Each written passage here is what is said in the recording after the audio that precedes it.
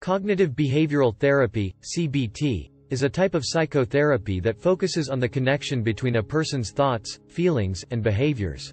It is based on the idea that negative or irrational thoughts can contribute to emotional and behavioral problems.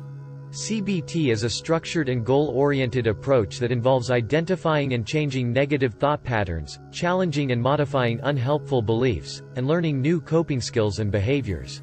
It is commonly used to treat a variety of mental health conditions, including anxiety disorders, depression, post-traumatic stress disorder, and eating disorders.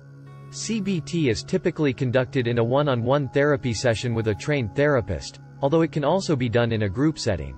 The therapy can be short-term or long-term, depending on the individual's needs and the severity of their symptoms. The goal of CBT is to help individuals develop more effective ways of thinking and coping, leading to improved emotional well-being and a better quality of life.